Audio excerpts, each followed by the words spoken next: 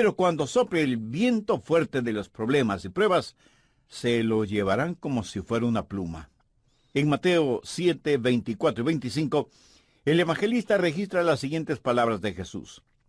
Cualquiera, pues, que me oye estas palabras y las hace, le compararé a un hombre prudente que edificó su casa sobre la roca. Descendió lluvia y vinieron ríos y soplaron vientos y golpearon contra aquella casa y no cayó, porque estaba fundada sobre la roca. Pero de inmediato Jesús presenta el otro lado de esta moneda en los versos 26 y 27. Pero cualquiera que me oye estas palabras y no las hace, le compararé a un hombre insensato, que edificó su casa sobre la arena, y descendió lluvia y vinieron ríos y soplaron vientos contra aquella casa, y cayó, y fue grande su ruina. Aquí Jesús está hablando de un fundamento, de una base firme y segura, si es que quiere enfrentar con éxito las tormentas de la vida. Y le aseguro que las tormentas llegarán a nuestras vidas, nos guste o no nos guste reconocerlo. Y en términos generales, hay 3 categorías de personas en el mundo: las que están saliendo de alguna tormenta, las que están en medio de una tormenta y las que van a enfrentar una tormenta. Hay 3 cosas muy importantes que podemos aprender de esta porción bíblica. Primero, usted necesita construir una casa fuerte. Mateo 7:24. Cualquiera pues que me oye estas palabras y las hace, le compararé a un hombre prudente, que edificó su casa sobre la roca. Todos estamos construyendo algún tipo de casa espiritual. Pero escúcheme, yo no puedo vivir en la casa que usted construye, ni usted puede vivir en la casa que yo construyo. Individualmente, usted y yo permaneceremos firmes o pereceremos en la casa que hemos construido. Jesús hace referencia a 2 clases de constructores: uno prudente porque edificó su casa sobre la roca, y el otro insensato porque construyó su casa sobre la arena. Y de muchas maneras estos 2 constructores se parecen. Ahora entienda bien, Jesús no está hablando de paganos o impíos. Está hablando de 2 categorías de personas que han escuchado sus enseñanzas, o sea, 2 seguidores de Jesucristo. Pero note algunas cosas similares. Básicamente ambos tenían el mismo propósito. Ambos eran constructores. Prácticamente ambos estaban construyendo en la misma área, porque la tormenta que azotó una casa también azotó la otra. Probablemente ambos usaron un diseño básico, o sea, paredes, puertas, ventanas, techo. Arquitectónicamente puede haber cambios, pero cualquier casa tiene los mismos componentes básicos. Pero había una diferencia vital entre ambas construcciones, diferencia que está por debajo de la superficie. Lo mismo sucede en las congregaciones hoy en día. La diferencia no es lo que exteriormente se ve. La diferencia existe en la base, en el fundamento espiritual de cada iglesia. Uno construyó sobre la roca, el otro construyó sobre la arena.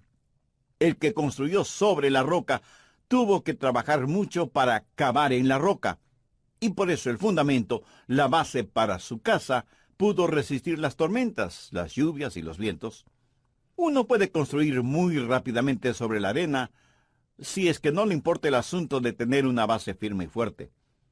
Ponga una capa de concreto sobre la arena, levante las paredes, ponga el techo y ya tiene su casa. Eso es fácil, cuesta menos, y su casa lucirá tan buena como la de su vecino. Los 2 constructores tenían muchas similaridades, pero eran vitalmente diferentes. Ahora, ¿qué significa construir sobre la roca? Jesús lo dijo en forma muy clara.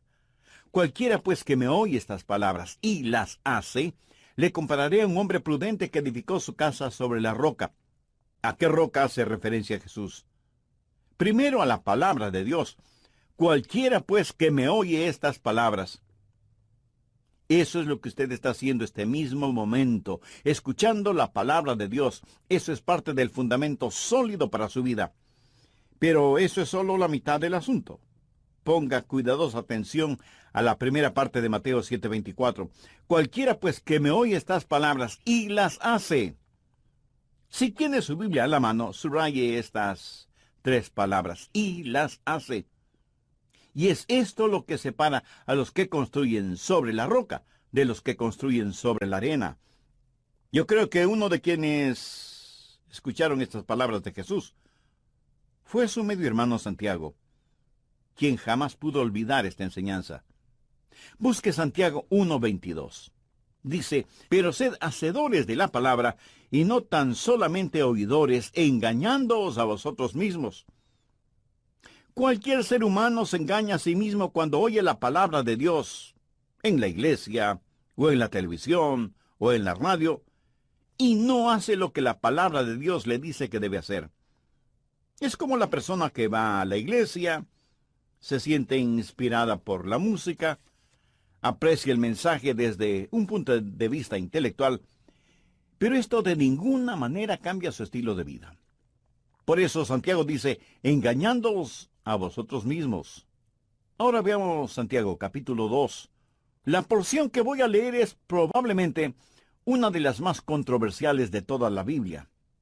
Pero este es el mensaje que como creyentes y como iglesia, sea de la denominación que sea, necesitamos escuchar. Santiago 2, desde el verso 14. Hermanos míos, ¿de qué aprovechará si alguno dice que tiene fe y no tiene obras? ¿Podrá la fe salvarle? Y si un hermano o una hermana están desnudos y tienen necesidad del mantenimiento de cada día, y alguno de vosotros les dice, id en paz, lo está diciendo, que no podemos mezclar la gracia y las obras. Y usted tiene que decidir, o es salvo por la gracia de Dios, o es salvo por sus propios esfuerzos. Pero aquí viene Santiago y dice, la fe sin obras es muerta. Y parecería que entre Pablo y Santiago hay un argumento en este asunto, pero no es así. De hecho, los dos están de acuerdo. Recuerde que toda escritura es dada por inspiración de Dios. Pablo y Santiago están hablando de las dos caras de una misma moneda. Y es justamente de lo que Jesús está hablando cuando dice, cualquiera pues que me oye estas palabras y las hace, le compararé a un hombre prudente que edificó su casa sobre la roca. Necesitamos entender bien lo siguiente. Aunque somos salvos únicamente por la fe que salva nunca está sola. Espero que lo haya entendido. Pablo habla de cómo ser justificados delante de Dios, mientras que Santiago habla de cómo somos justificados delante de los hombres. Veamos Santiago 2:18. Pero alguno dirá, tú tienes fe, y yo tengo obras. Muéstrame tu fe sin tus obras, y yo te mostraré mi fe por mis obras. Amigo, usted no puede ver mi corazón. Usted no puede ver si tengo fe. Pero Dios sí puede ver mi corazón y mi fe. La única manera de que usted pueda ver mi fe es por lo que usted ve en mí. Pablo habla de ser justificados delante de Dios. Santiago habla de ser justificados delante de los hombres. Pablo habla de la raíz de nuestra salvación. Santiago habla de los frutos de nuestra salvación. Pablo habla del fundamento, de la base. Santiago habla del edificio. Pablo está hablando de la provisión de nuestra salvación, y Santiago habla de las pruebas de nuestra salvación. Pablo habla de una salvación que se tiene segura, mientras Santiago habla de una segura muestra de nuestra salvación. Lo que Santiago está diciendo es que si usted es en verdad salvo, eso es más que un conocimiento mental o un mero conocimiento académico. Mire lo que dice en el verso 14. Hermanos míos, ¿de qué aprovechará si alguno dice que tiene fe y no tiene obras? ¿Podrá la fe salvarle? Mi amigo, se necesita más que solo una actitud piadosa para llegar al cielo. Y yo pregunto, ¿cuántos de ustedes, amigos oyentes, están seguros de que si murieran en este momento, se irían al cielo? Estoy seguro que muchos contestarían afirmativamente y me dirían que tienen fe. Ahora, ¿está seguro o segura que tiene fe? ¿Ha habido un cambio dramático y radical en su vida? Escúcheme, usted puede hacer una profesión de fe sin tener la posesión de la fe. Santiago lo pone en términos más prácticos en el verso 15. Y si un hermano o una hermana están desnudos y tienen necesidad de mantenimiento de cada día, y alguno de vosotros le dice, id en paz, calentaos y saciaos, pero no les dais las cosas que son necesarias para el cuerpo, ¿de qué aprovecha? Así también la fe, si no tiene obras, es muerte en sí mismo. Y en el versículo 18 dice, pero alguno dirá, tú tienes fe y yo tengo obras, muéstrame tu fe sin tus obras, y yo te mostraré mi fe por mis obras. Y enseguida ilustra este punto al manifestar que si uno cree en Dios, hace bien en creer en Dios. Si yo les preguntara, ¿cuántos de ustedes creen en Dios? Muchos responderían afirmativamente. Pero, como para que no nos envanezcamos, Santiago dice, también los demonios creen y tiemblan. Sabe que los demonios en el infierno son muy ortodoxos. Ellos creen en Dios más que muchos teólogos liberales. También los demonios creen y tiemblan. Esta palabra temblar en el original significa hacer que los pelos se pongan de punta. Solo el pensar en Dios hace que los demonios tiemblen. Y Jesús tiene toda autoridad sobre los demonios. Suponga, solo suponga, que un día usted conversa con un diablo y le pregunta, ¿crees en Dios? Por supuesto que sí. ¿Crees que Jesucristo es el Hijo de Dios? Sin la menor duda. ¿Crees en su nacimiento virginal? Ese fue un hecho innegable. ¿Crees que murió en la cruz del Calvario y que fue sepultado en una tumba y resucitó al tercer día? Sí. Además, son hechos históricamente comprobados. Diablo, permíteme hacerte una pregunta más. ¿Estarías dispuesto a doblar tus rodillas delante de él? Y el diablo enfurecido contesta, no, jamás haré eso. ¿Sabe que hay mucha gente que cree que porque tiene un conocimiento filosófico y académico de los hechos bíblicos, o porque son miembros activos en una iglesia, tienen ya asegurada su entrada en el cielo? No tienen más fe de la que tiene un diablo, porque nunca se han rendido frente al señorío de Cristo. Jesús dijo, no todo el que me dice, Señor, Señor, entrará en el reino de los cielos, sino aquel que hace la voluntad del Padre. Y aquí no está hablando de obras para ser salvos.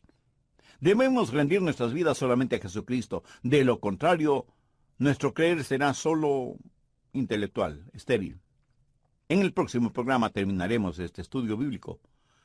¿Cómo definiría usted su creencia en Dios? Estoy asumiendo que usted cree en Dios, porque si no cree en Dios, no podrá contestar la pregunta.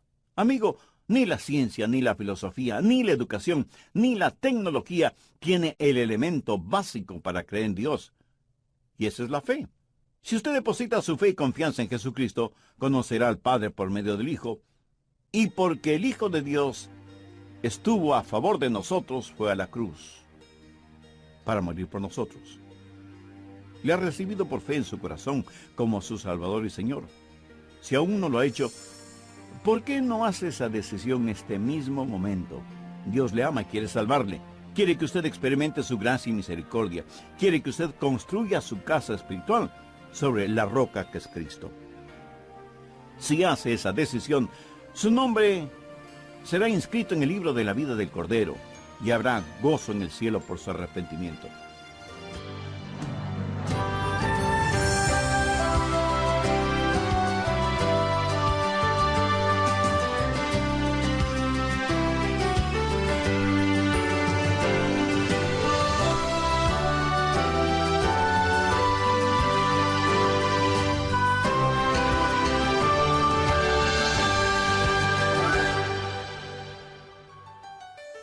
Con la autoridad de la palabra de Dios, le puedo asegurar que las tormentas llegarán a su vida. ¿Y qué es lo que harán esas tormentas? Bueno, van a demostrar la clase de base o fundamento sobre la que hemos construido nuestra vida. Las tormentas pondrán a prueba su fe. Y la fe que no puede ser probada es una fe que no puede ser confiada.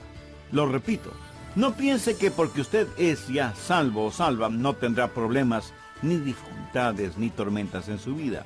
Si usted saca su teología de las circunstancias en vez de la palabra de Dios, va a terminar pensando que Dios no le ama. Habrá tormentas, enfermedades, sufrimientos, desilusiones y aún persecución espiritual, psicológica y hasta física. Pero ninguna de estas cosas destruirá la vida del creyente que ha construido su casa sobre la roca. Aunque las tormentas llegarán a la vida de todos nosotros, no todas las tormentas son iguales en las consecuencias o en su duración. Un saludo cordial desde el amor que vale. Mi nombre es Irving Ravelo. En esta ocasión, continuamos con el mensaje ¿Cómo enfrentar las tormentas de la vida? Y acá les presentamos la segunda parte. Vayamos ahora con el doctor Adrián Rogers en la voz del pastor Lenín de Llanón. Haré un muy breve resumen de lo que estudiamos en el programa anterior.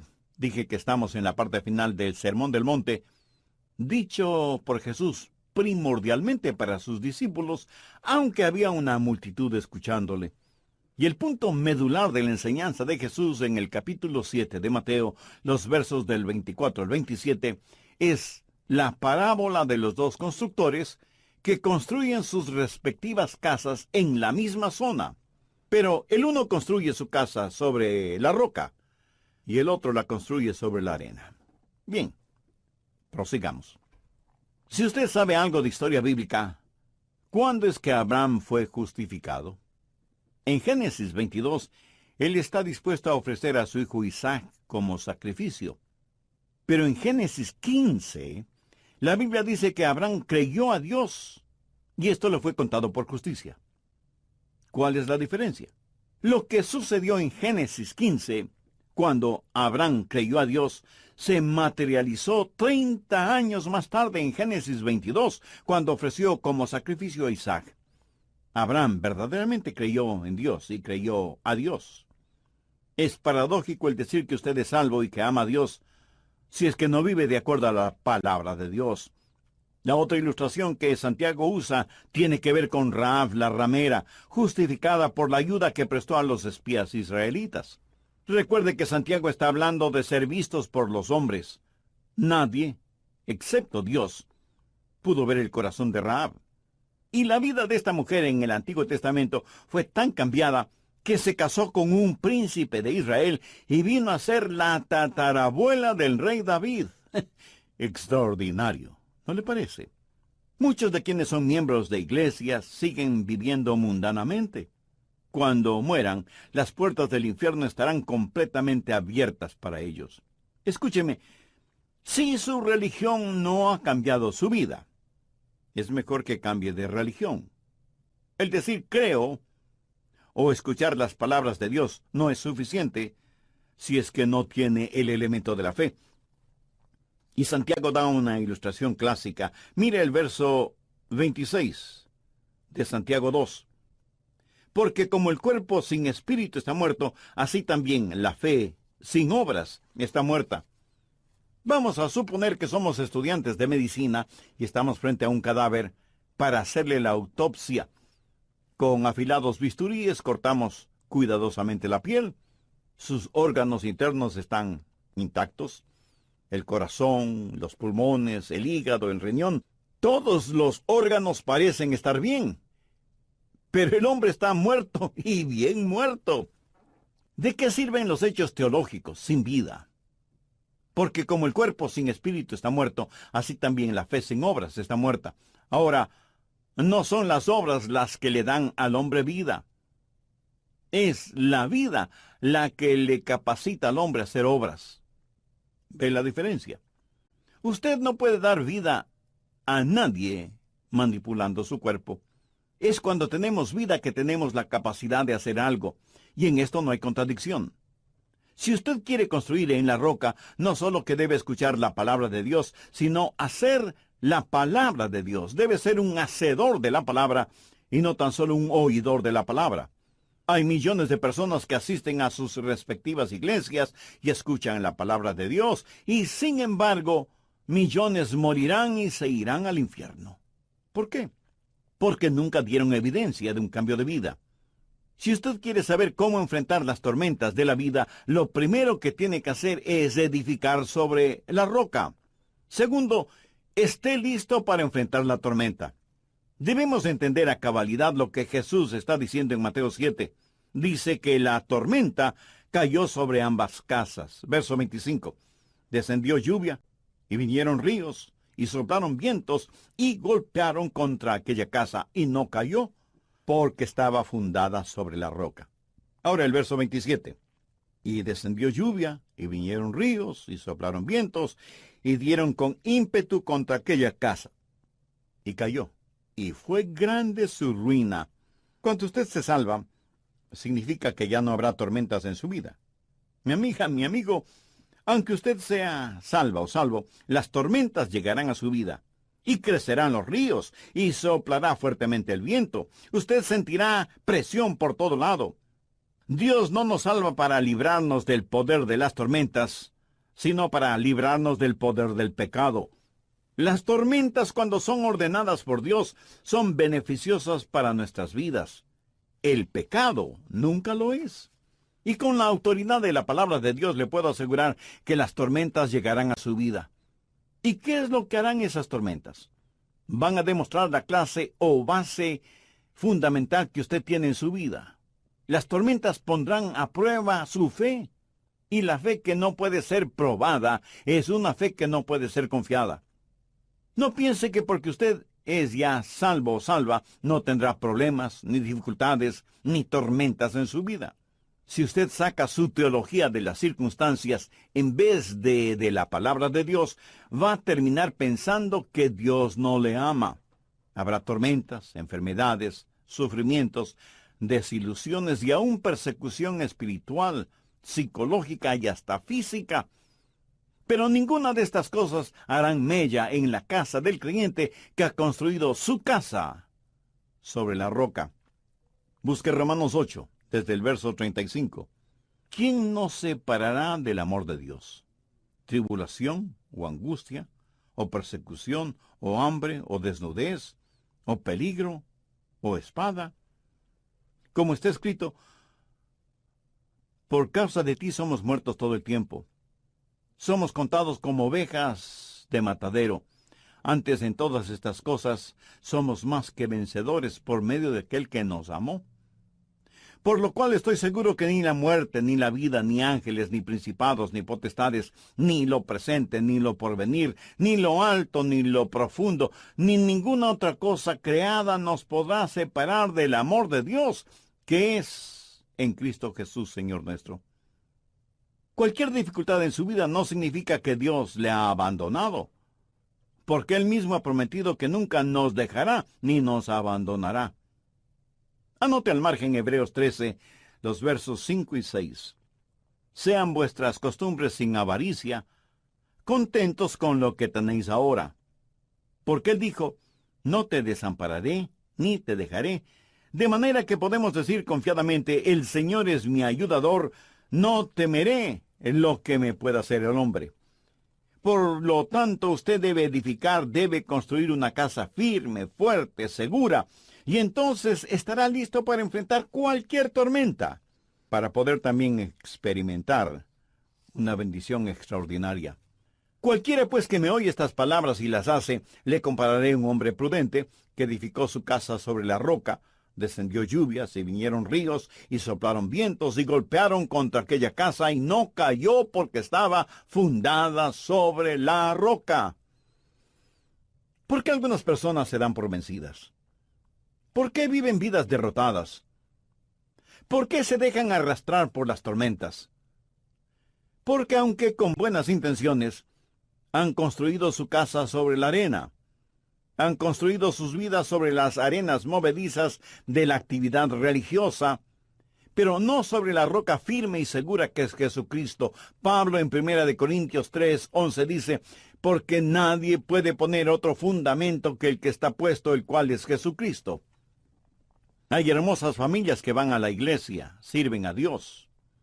De pronto los problemas y dificultades llegan y dejan de ir a la iglesia.